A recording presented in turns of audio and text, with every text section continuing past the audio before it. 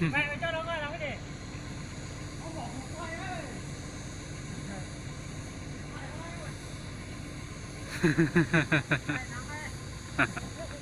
Ra đây Trung ơi. Ra đây. Hả? Ra.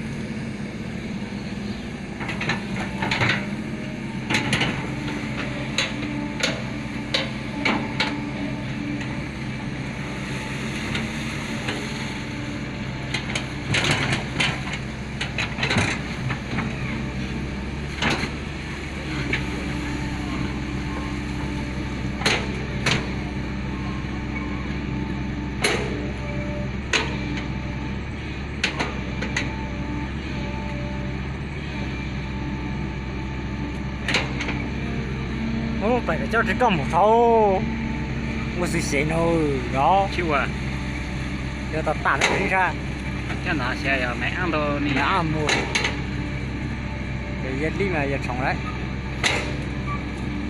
giờ từ tổ cái giờ đi học có trồng rồi đó tổ hay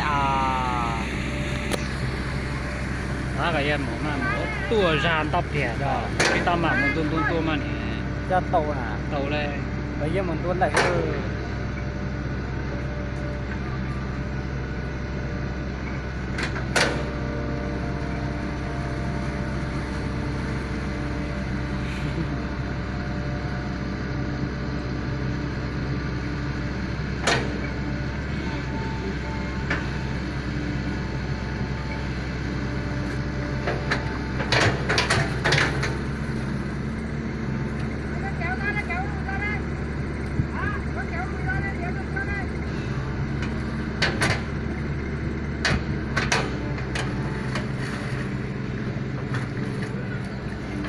để cho ăn kia lại rồi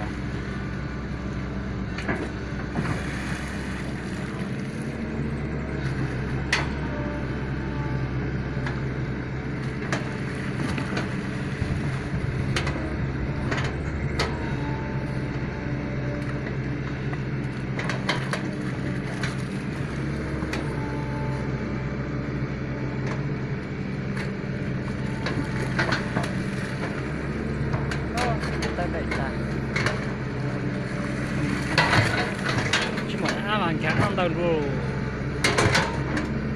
giờ mình đi mà chọn cái ăn rồi giờ mình đi ăn chọn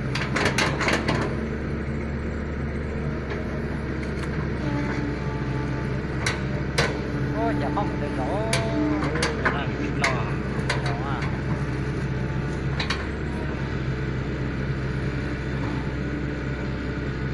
chưa sợ rồi ai là nhận ra tổng của nè我是一个成员不会啊。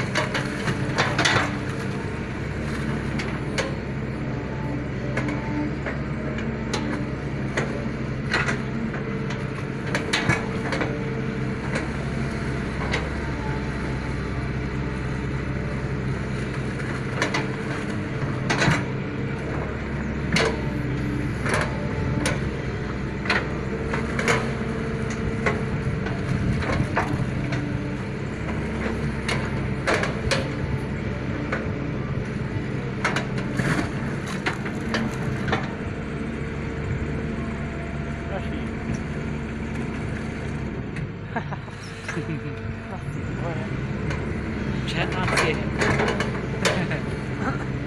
我种这还让你吃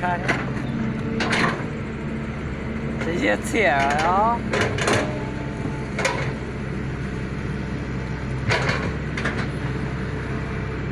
这道菜这些